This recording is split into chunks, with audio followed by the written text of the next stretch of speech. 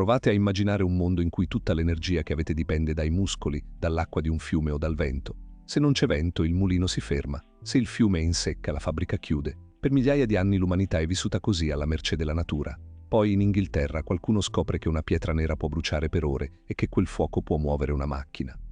È la prima volta nella storia che abbiamo energia su richiesta, quando vogliamo e quanta ne vogliamo. Tutto ciò che chiamiamo modernità nasce da qui, da una pietra che brucia, e chi imparò a controllare quel fuoco controllò il mondo. In questa nuova serie raccontiamo la storia dell'energia come non ve l'hanno mai raccontata, non quella dei fisici ma quella dei soldi e del potere, perché ogni volta che cambia la fonte di energia cambia anche chi comanda. Oggi, primo episodio, partiamo dall'inizio di tutto, il carbone, il vapore, le ferrovie e la prima grande bolla finanziaria della storia industriale. Ma prima di iniziare una precisazione importante.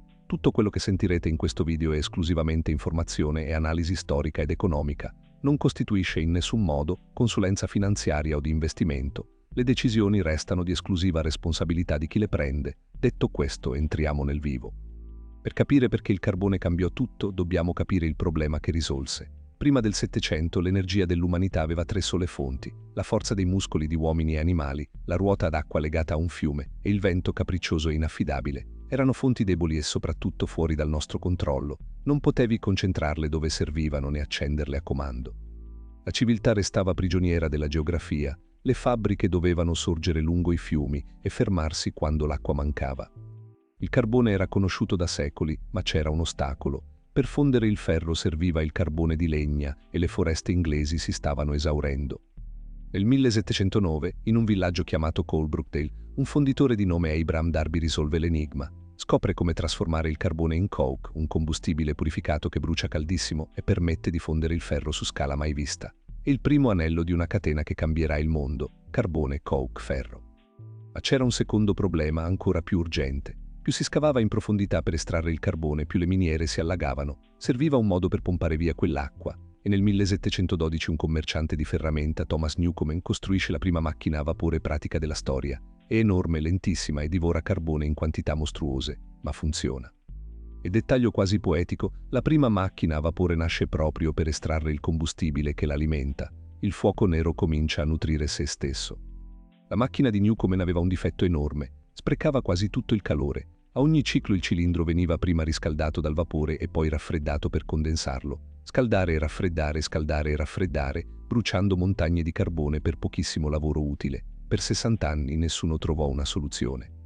Poi nel 1769 uno strumentista scozzese di nome James Watt brevetta un'idea geniale: il condensatore separato. Invece di raffreddare il cilindro a ogni ciclo, sposta la condensazione in una camera a parte. Il cilindro resta sempre caldo. Risultato: fino al 75% di carbone in meno a parità di lavoro. La stessa potenza a un quarto del costo del combustibile. Nel 1781 Watt aggiunge il colpo da maestro. Trasforma il moto su e giù dello stantuffo in un moto rotatorio. Da quel momento il vapore non serve più solo a pompare acqua, può far girare qualsiasi cosa: i telai, i torni, le macine. Il vapore entra nelle fabbriche e la rivoluzione industriale parte davvero. Ma la vera invenzione di Watt per questo canale non è tecnica, è finanziaria. Insieme all'imprenditore Matthew Boulton fonda nel 1775 la Boulton & Watt. E qui sta il genio: i due non vendono le macchine, le concedono in licenza. Il cliente paga una royalty annuale pari a un terzo del carburante che la macchina di Watt gli fa risparmiare rispetto a una vecchia Newcomen.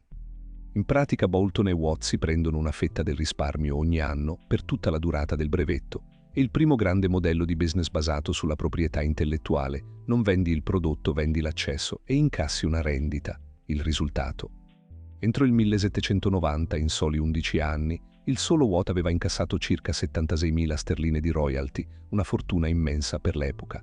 Innovazione, più brevetto, più rendita. Era nato il primo monopolio tecnologico della storia. Se il vapore poteva far girare le macchine, perché non farlo correre su rotaie? Nel 1804 l'ingegnere Trevithick costruisce la prima locomotiva a vapore della storia. E sapete perché? Per vincere una scommessa. Un industriale del ferro gallese aveva puntato 500 guinee sul fatto che una macchina a vapore potesse trainare 10 tonnellate di ferro lungo una rotaia. Trevithick costruì il mostro, vinse la scommessa e cambiò il mondo, anche se morì povero. Toccò ad altri trasformare l'invenzione in un impero. George Stephenson perfeziona la locomotiva e nel 1825 apre la Stockton and Darlington, la prima ferrovia pubblica a vapore. 5 anni dopo, nel 1830, la Liverpool e Manchester collega per la prima volta due grandi città e il vero inizio dell'era ferroviaria. Improvvisamente merci e persone si muovono a velocità impensabili e nel 1838 la nave a vapore Great Western di Brunel attraversa l'Atlantico. Ma per costruire ferrovie servono capitali enormi, più di quanti un singolo ricco possa mettere, e qui entra in scena la finanza. Per oltre un secolo una legge chiamata Bubble Act aveva reso difficilissimo fondare grandi società per azioni, le Joint Stock Company. Era la cicatrice lasciata da un'antica bolla speculativa. Quella legge viene abrogata proprio nel 1825, giusto in tempo. Di colpo, chiunque può raccogliere il denaro di migliaia di piccoli investitori per finanziare una ferrovia. È così che nasce la prima grande bolla industriale della storia, la Railway Mania, tra il 1844 e il 1847. La febbre tocca il picco nel 1846. In un solo anno il Parlamento approva 263 leggi per nuove ferrovie, per circa 9.500 miglia di linee proposte. E il dettaglio che fa esplodere tutto: le azioni si potevano comprare versando solo il 10% del valore. Ti bastava una piccola somma per scommettere su una ferrovia. Tutti comprano, i prezzi salgono e più salgono più la gente compra. Vi suona familiare? Il simbolo di quella stagione è un uomo, George Hudson, soprannominato il re delle ferrovie. Controllava un quarto delle linee inglesi, ma il suo segreto era un trucco contabile. Pagava i dividendi agli azionisti non con i profitti, che spesso non c'erano, ma con il capitale dei nuovi investitori. Tradotto in linguaggio moderno, era uno schema Ponzi. Finché entravano soldi freschi, la giostra girava. Quando la fiducia svanì, tutto crollò. Le azioni ferroviarie persero circa il 50% entro il 1850 e Hudson finì rovinato e in disgrazia. La prima bolla industriale aveva fatto le sue vittime. E adesso la parte che su questo canale amiamo di più, i numeri, perché dietro questa storia c'è una curva che racconta tutto. La produzione di carbone del Regno Unito. Nel 1700 l'Inghilterra estraeva circa 2,5 milioni, 3 milioni di tonnellate di carbone all'anno. Nel 1900 quella cifra era esplosa a 224 milioni di tonnellate. Quasi 100 volte tanto in 2 secoli. Quella curva che sale come un razzo è letteralmente il grafico della nascita del mondo moderno. Ogni tonnellata in più è una fabbrica, una locomotiva, una nave. Poi c'è la febbre ferroviaria. Nel solo 1846 furono autorizzate quasi 9.500 miglia di nuove ferrovie, ma circa un terzo di quelle linee non fu mai costruito. Le società fallirono, vennero assorbite o si rivelarono semplici truffe per raccogliere denaro. È il segno classico di una bolla. Si finanzia molto più di quanto sia reale. Infatti l'indice delle azioni ferroviarie, dopo il picco del 1846, perse circa la metà del suo valore entro il 1850. Chi aveva comprato in cima, attratto dall'acconto del 10%, si trovò a dover versare il resto del capitale mentre il valore delle sue azioni crollava. Una rovina per migliaia di famiglie della nuova classe media. Infine il numero che riassume il potere della tecnologia, le royalty di Boulton e Watt. In 11 anni, fino al 1790, il solo James Watt incassò circa 76.000 sterline. Per darvi un'idea, era il patrimonio di un grande aristocratico guadagnato non possedendo terre, ma possedendo un'idea protetta da un brevetto. Il futuro, anche quello finanziario, era appena cambiato.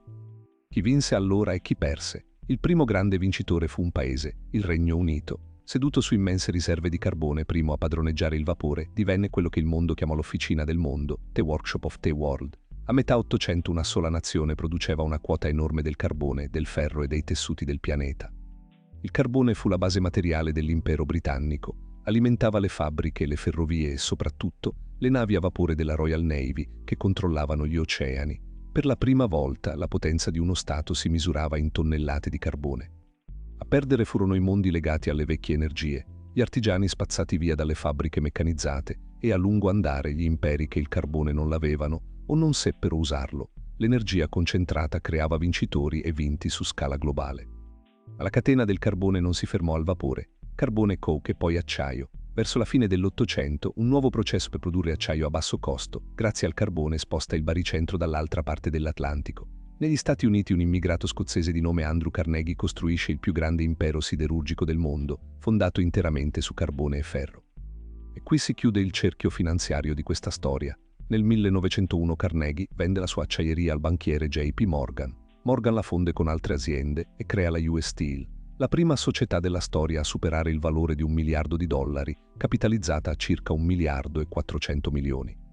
Un secolo dopo Watt e le sue royalty, la stessa catena, partita da una pietra nera in un villaggio inglese, aveva generato la più grande concentrazione di capitale mai vista, dal fuoco nero al primo miliardo di dollari della storia.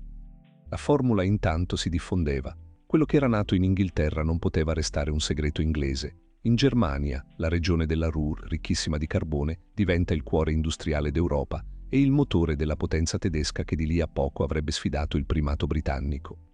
Un'unione doganale tra gli stati tedeschi, lo Zollverein, aveva creato il mercato interno su cui quella forza industriale poté crescere. Ma la trasformazione più impressionante avvenne dall'altra parte dell'oceano. Intorno al 1860 gli Stati Uniti erano ancora un attore secondario. Nel giro di 40 anni, sfruttando giacimenti di carbone enormi, diventano entro il 1900 il primo produttore industriale del mondo, superando la stessa Gran Bretagna. Il testimone della potenza energetica stava già passando di mano, dal vecchio al nuovo continente.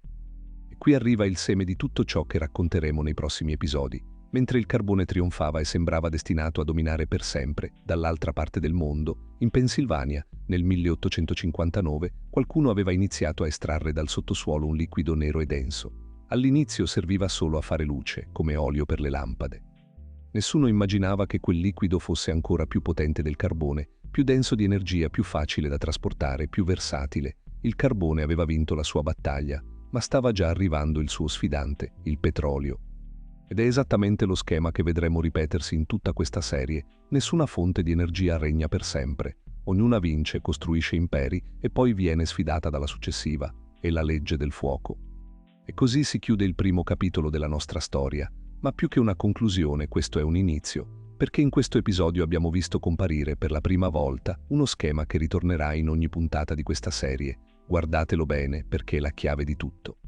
Primo, arriva una nuova fonte di energia più potente delle precedenti. Secondo, parte una corsa furiosa al capitale per accaparrarsela, le ferrovie, le miniere, le fabbriche. Terzo, pochi vincitori costruiscono un monopolio o un cartello, da Bolton e Watt fino alla US Steel. Quarto, l'euforia genera quasi sempre una bolla e poi un crollo, come la Railway Mania e il suo re delle ferrovie.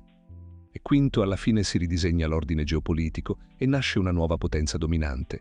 Nuova fonte, corsa al capitale, monopolio, bolla, nuovo ordine. Tenete a mente questa sequenza, la ritroveremo ogni volta.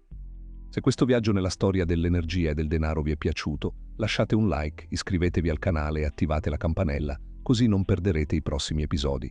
E se volete andare più a fondo, ho raccolto le idee chiave di questa serie nella newsletter gratuita di Fintech News. Trovate il link qui sotto in descrizione. Prossima volta scendiamo ancora più in profondità, fino al liquido che ha sostituito il carbone e creato il più grande monopolio della storia. Vi racconterò come un solo uomo, John Rockefeller, costruì un impero che controllava quasi tutto il petrolio d'America e come inventò gli strumenti finanziari, il trust e la holding che ancora oggi muovono il mondo, il sangue della terra. Ci vediamo nel prossimo episodio.